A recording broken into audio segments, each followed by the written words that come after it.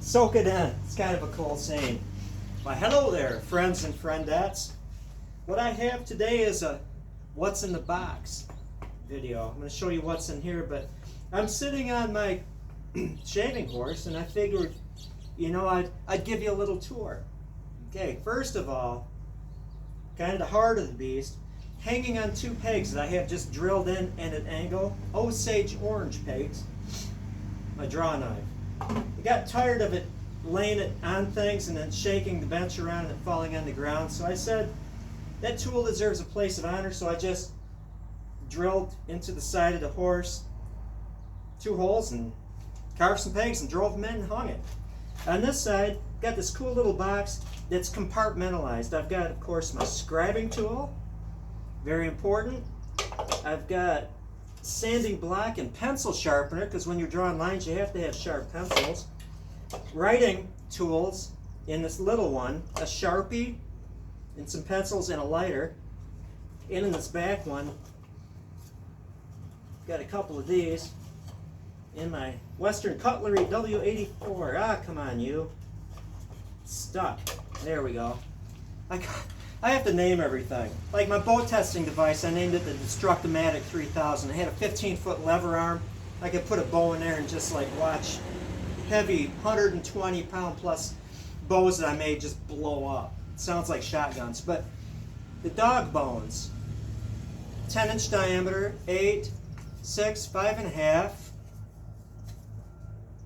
4.5, and 3. And when I make board bows, I like crowned backs. And so these represent different diameters of trees, so I can just make the back rounded, with the sanding block or what have you. The dog bone-o-matics. Fella gave me this, a guy from Sweden. Actually just sent this to me out of the blue. I may or may not have sold him a bow, I don't remember. And farrier's rasp, my 3/8" file for making string grooves. And this is my original Nicholson rasp.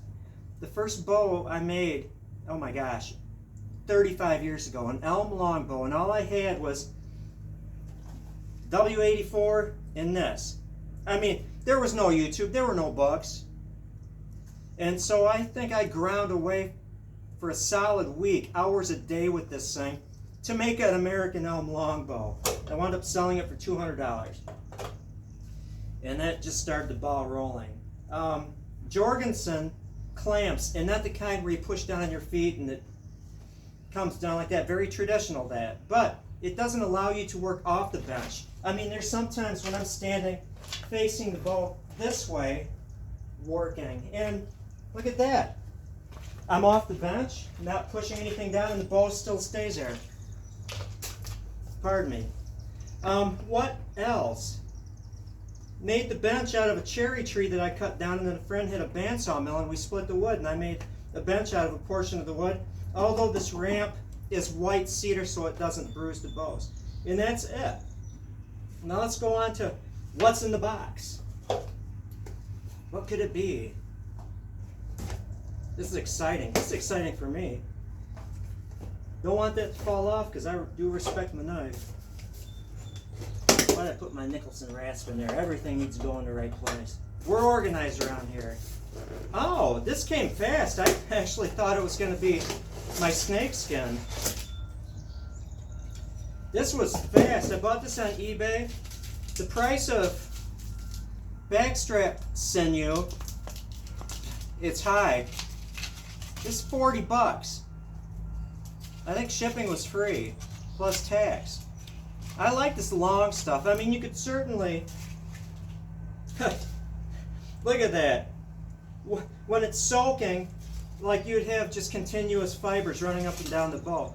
But I'm not afeard of using leg tendons for that, whatever. Stuff like this is reserved for bowstrings. And so I'm going to see how many bowstrings I can make out of elk backstrap sinew. Now, I wasn't prepared for this. I honestly thought it was going to be snakeskin. But what I do with backstrap sinew is I go to a kitchen counter or other very sharp, hard surface, and I just run it over there to loosen it up, and it separates it. And then I have this little dealie I made. I'll have to dig it out. Again, I wasn't prepared for this. It's a block of wood with a handle on it. Looks like a hairbrush. But then I drove these little tiny nails in it, like brass, what do you call it, edge stripping, the metal stuff, flashing kind of stuff. I can't even think of it. Drive them in there, they're like 3/4 of an inch or something. Then I snip them off and then sharpen them. And that's a brush for separating this thing into nice little fibers that are ready for making bowstrings. Well, that is it.